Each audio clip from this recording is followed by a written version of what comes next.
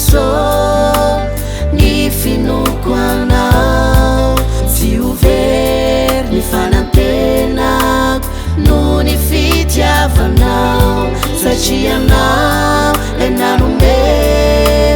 fofonainahay karaisony foko anjaka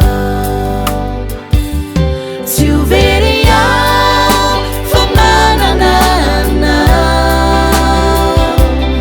atokako anao ny andro mpiainako ety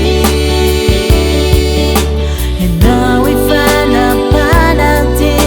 hamonjy amba tsy ho very olohany aho fa tsy ho rambony tsy ho very aho fa manana anao atokako anao ny andro mpiainako ety ianao efa nampanante hamonjy amba tsy ho very olohany aho fa tsy ho rambony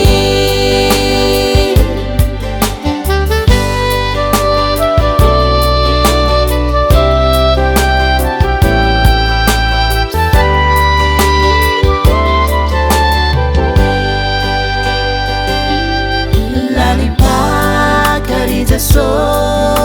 ny famonjenao ay tsy ho very ny fanantenako no ny fitiavanao satria anao le nanome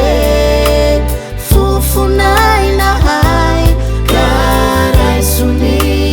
foko anjaka tsy ho very aho fa manana anao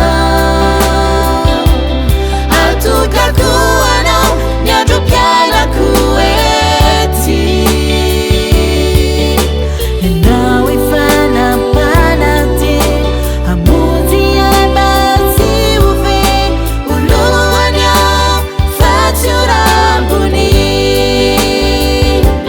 tsy ho very aho fa manana anao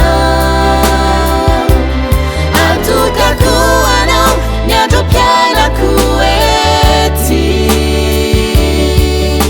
ianao efa nampanante hamonjy amba tsy ho very olohany aho fa tsy ho rambony kanakely aza ny androanao dia lehibe indrindra ny afaranao ka ho ataon'olohany ianao fa tsy ho rambony ary ambony tokoa ianao fa tsy ho ambany